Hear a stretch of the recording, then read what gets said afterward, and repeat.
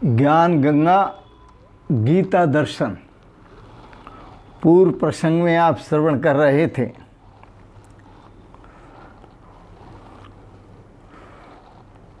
भगवान ने कहा मैं सभी देवों का गुरु हूँ,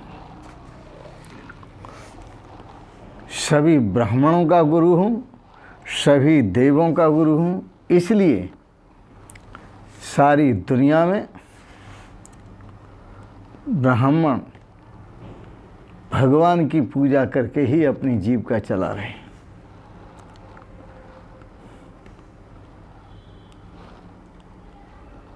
आज के प्रसंग में आप श्रवण करेंगे, भगवान कहते हैं, हे अर्जुन, महर्षीणाम भृगुरहम, अध्याय 10 श्लोक 25।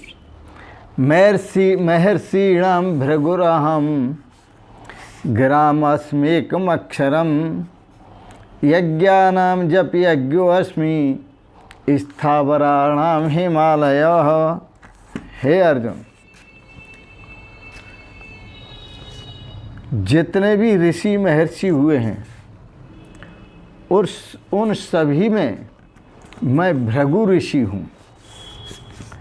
यह बात कौन कहते हैं? भगवान श्री कृष्ण।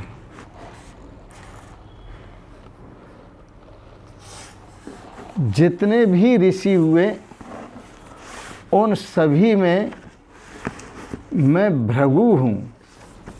भगवान ने भृगु ऋषि का नाम क्यों लिया? भृगु शब्द जो बना है भ्री धातु से बना है, और भ्री धातु होती है भ्री भरणे।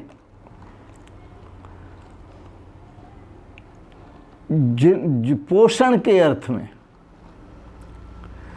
जिनको अपने पोषण की विधि प्राप्त है, जिनको अपने पोषण का जो मेथड है वह प्राप्त है, और जो ऋषति गच्छति भगवत समीपम, और उस विधि के द्वारा जो भगवान के पास जाकर भगवान को प्राप्त कर चुके हैं, भगवान का अनुभव कर चुके हैं, वह मैं हूँ।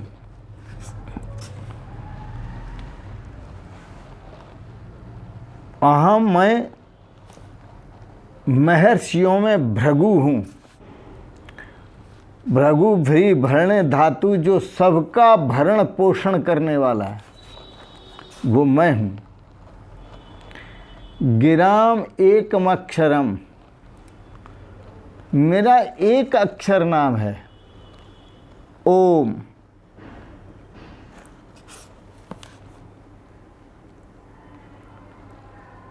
एक अक्षर नाम है ओम।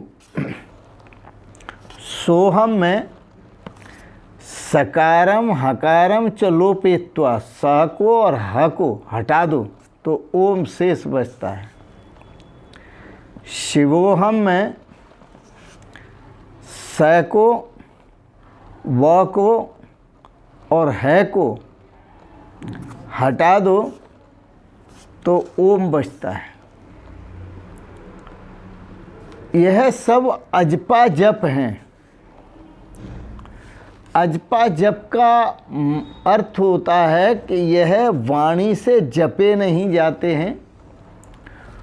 भगवान ने एक ऐसी विधि आपको प्रदान की है जो आपके श्वास प्रश्वास में ये मंत्र चलते हैं।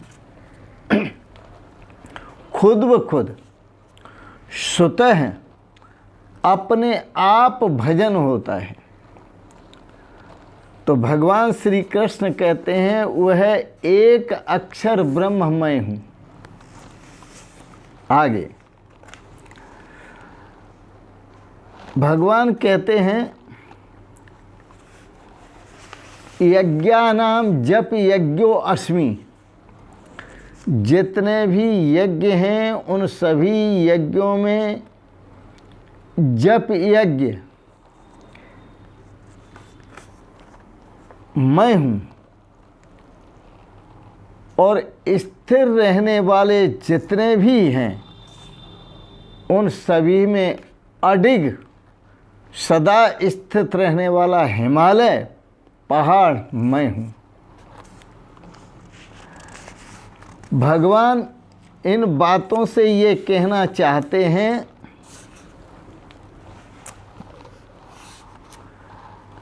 कि मैं भृगु ऋषि हूँ, अर्थात ऋषि मेरा स्वरूप हैं। जो मेरे स्वरूप को उपलब्ध हो जाते हैं वो मेरा स्वरूप ही हो जाते हैं। सो जाने जाय देव जनाई, भगवान की जिन पर कृपा होती है वो भगवान के स्वरूप को जान लेते हैं और भगवान के स्वरूप को जानकर जानत तुम्हें हो जाई। भगवान के स्वरूप को जानकर वो भगवान का स्वरूप ही हो जाते हैं। वेद में भी ऐसे उदाहरण मिलते हैं। ब्रह्मवेद ब्रह्मैव भवति, जो ब्रह्म को जान लेते हैं वो ब्रह्म ही हो जाते हैं। तो महर्षिणाम भृगुरहम गिराम अस्मेकम अक्षरम, वह एक अक्षर ब्रह्म मैं हूँ जो उठे श्वास जब सो उच्चारे बैठत हमको धारे। श्वास जब अंदर जाती है तो ओम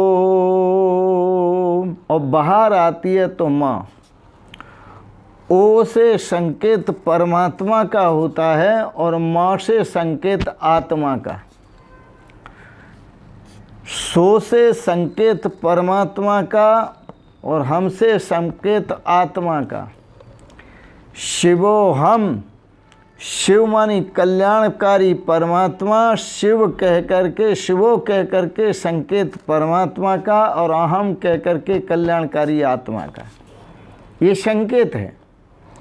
इसलिए संत महापुरुष जपे ना जपावे, आप ही आप चले आप में समावे। न तो वह जपते हैं न किसी से जपाते हैं, वह मंत्र बताते हैं जो अपने आप चलता है श्वास में। भगवान ने जिसकी विधि दी है, भगवान ने स्वयं जिसकी विधि बनाई है, ऑटो सिस्टम बनाया है और वह जप ऑटो सिस्टम के आधार पर स्वतः हो रहा है। सुने,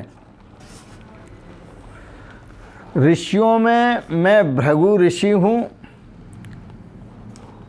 और जित अक्षरों में मैं एक अक्षर ओम हूँ। और यह ओम जो एक अक्षर है परम में प्रवेश करने का, परम परमात्मा में प्रवेश करने का साधन है। यह ओम एक अक्षर है, यह ब्रह्म का परिचायक है। ओम इत्येकाक्षरम ब्रह्म, भगवान श्री कृष्ण पूर्व में के आए हैं, यह ब्रह्म का परिचायक है। और ओम का उच्चारण करो, माम अनुस्मरण और मेरा स्मरण करो। आगे भगवान कहते हैं जप यज्ञ मैं हूँ। तो जप यज्ञ, यज्ञ एक वह परम साधन है परम पिता परमेश्वर में प्रवेश करने का, प्रवेश दिलाने वाली, परमात्मा में प्रवेश दिलाने वाली साधना को यज्ञ कहते हैं।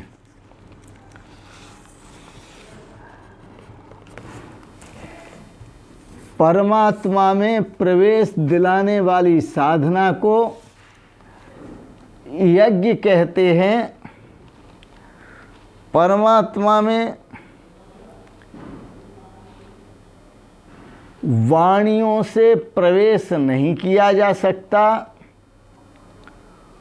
जो वाणी रहित अवस्था है, जो श्वास और प्रश्वास की अवस्था है, जिसका विधि विशेष के रूप में भगवान श्री कृष्ण ने गीता दर्शन में विवेचन किया है। अजपा का उस चित्रण किया है, उसका सारांश स्वरूप का स्मरण, परमात्मा का स्मरण, यह ऋषियों के भव सागर से पार जाने का साधन है। इसलिए भगवान श्री कृष्ण ने यज्ञ की बात कही। भगवान कहते हैं यज्ञानाम जप यज्ञो अस्मि, जितने भी यज्ञ हैं उन सभी यज्ञों में मैं जप यज्ञ हूँ, और वह जप यज्ञ हूँ जो भृगु ऋषि के पास है, ऋषियों के पास है, गुरुओं के पास है। उस जप यज्ञ के द्वारा वह भक्तगण मुझे ही प्राप्त करते हैं। ना अन्य पंथा विदते अनाय, अजपा यज्ञ के अतिरिक्त तो और कोई रास्ता परमात्मा की प्राप्ति का नहीं है। परमात्मा को प्राप्त करना है तो अजपा यज्ञ का आश्रय लेना है और एक अक्षर के द्वारा लेना है। भगवान श्री कृष्ण समाज को जागृत कर रहे हैं। यह क्रियात्मक उपदेश दे रहे हैं। साधना करनी है पर्वत के समान अचल होकर। जैसे अचल पर्वत होता है, आप बिल्कुल हिले नहीं, डुले नहीं, मन चले नहीं, बुद्धि चलायमान न हो, वाणी चलायमान न हो, बिल्कुल आप इंद्रियों के पार चले जाओ, शरीर के पार चले जाओ, इंद्रियों के पार चले जाओ, और इंद्रियों के पार जा कर के अपनी आत्मा को उस परमात्मा में लीन कर दो। आत्मा को परमात्मा में लीन करने से ही आपको आपके श्रेय की प्राप्ति होगी। आप में यार देखकर जब ऋषि मुनि अपने आप में ही शांत हो जाते हैं और शरीर का, मन, इंद्रियों का प्रलय कर देते हैं, उन्हें बिल्कुल न के बराबर कर देते हैं और अपने आत्म स्वरूप के द्वारा परमात्मा स्वरूप की एकता में स्थित हो जाते हैं, उस समय में वो सुमेरु पर्वत की तरह स्थित हो जाते हैं, स्थिर हो जाते हैं। दुनिया में कोई उन्हें हिला नहीं सकता, क्योंकि उनकी जो तपस्या है वह कृत्रिम नहीं है। वह उनकी तपस्या आनुभाविक तपस्या है। उनकी तपस्या और आत्मा और परमात्मा की एकता की तपस्या है। उनकी तपस्या परमात्मा के परम अनुभव की तपस्या है, और वो शांत ब्रह्म, सम ब्रह्म में स्थिर हो जाते हैं। समम शांतम, जो ब्रह्म है, परमात्मा है, वह सम है, शांत है, स्थिर है, हिमालय की तरह। वो कभी चलायमान नहीं होता। इसी तरह से ऋषि मुनि भी जो चलायमान नहीं होते, वो परमात्मा के साथ अपनी आत्मा को एक कर देते हैं। ओम भाव से, सोहम भाव से, हंस भाव से, शिवोहम भाव से जब एक कर देते हैं तो वो उस परमात्मा की तरह परमात्मा में स्थित होकर अचल हो जाते हैं और इस जन्म मरण के बंधन से हमेशा के लिए छूट जाते हैं। आज के प्रसंग में भगवान का यही कथन है इसलिए भगवान ने यह श्लोक गीता में कहा, महर्षिणाम भृगुरहम ग्राम अस्मेकमक्षरम, मैं ऋषियों में भृगु ऋषि हूँ, मैं ऋषियों में भृगु ऋषि हूँ। यह आप भगवान की मुख्य मुख्य विभूतियों का प्रधान विभूतियों का श्रवण कर रहे हैं। और ग्राम अस्मेकमक्षरम, जितनी भी वाणी हैं, जितने भी वाक्य हैं, उनमें एक अक्षर ब्रह्म हूँ। यज्ञानाम जप यज्ञो अस्मि, और यज्ञों में सबसे महान यज्ञ वह यज्ञ हूँ कि कोई तो द्रव्य सौंपता है अग्नि में, कोई किसी तरह का यज्ञ करता है, लेकिन एक जो जप यज्ञ है कि जो अपनी आत्मा को परमात्मा में झोंक देता है, सबके पार जाकर, शरीर से ऊपर उठकर, इंद्रियों से ऊपर उठकर, मन से, बुद्धि से, सबसे अंतःकरण से ऊपर उठकर जो अपनी आत्मा को परमात्मा के साथ एक कर देता है, इससे बड़ा कोई यज्ञ नहीं है। इसलिए भगवान कहते हैं यह महान यज्ञ है जिसने अपने को ही सौंप दिया। भगवान शिव पर लोग फूल चढ़ाते हैं, जल चढ़ाते हैं। किसी भी शिकारी ने, बहेलिया ने, चोर ने घंटा उतारने के लिए भगवान शिव पर अपने को चढ़ाया। भगवान शिव की पिंडी पर, लिंग पर पैर रखकर और फिर घंटे को उतारा तो भगवान शिव प्रकट होकर दर्शन देते हैं। भगवान शिव से पूछा कि यह क्या लीला है प्रभु आपकी, जिसने पैर रखा उसको मारना चाहिए। भगवान ने कहा, अरे तुम तो जल चढ़ा के चले जाते हो, फूल आग धतूरा चढ़ा के चले जाते हो, दूध चढ़ा के चले जाते हो, इसने तो अपने को ही चढ़ा दिया, इसलिए मैं प्रसन्न हो गया। तो भगवान अधिक जो प्रसन्न होते हैं वो पूरे समर्पण से प्रसन्न होते हैं। जैसे भगवान बता रहे हैं कि जो अपने आप को मेरे स्वरूप सच्चिदानंद घन में समर्पित करके बिल्कुल मेरु समेर की तरह, मेरु पर्वत की तरह, हिमालय पर्वत की तरह स्थिर हो जाता है, बिल्कुल स्थिर हो जाता है, बस फिर क्या है, सानंदम, वो आनंद के सहित हो जाता है। उसके लिए आनंद ही आनंद है, रस ही रस है। इसलिए महापुरुष आपको सावधान करते हैं, सोहम भज ले मनुआ, श्वास वृथा क्यों खोता है, मोह नींद में सोता है। सोहम भज ले मनुआ, श्वास वृथा क्यों खोता है, मोह नींद में सोता है। हुआ सवेरा होश में आए जा, आलस में क्यों होता है, मोह नींद में सोता है। हुआ सवेरा होश में आए जा, आलस में क्यों होता है, मोह नींद में सोता है।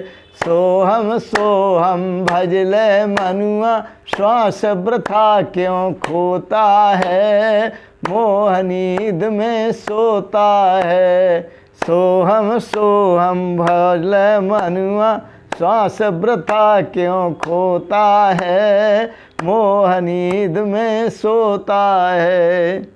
सोहम सोहम सोहम सोहम, रामचरितमानस में भी सोहम शब्द का प्रयोग है। सो तय ताह तो इन्हें भेदा, उस परमात्मा में और तेरे में कोई भेद नहीं है।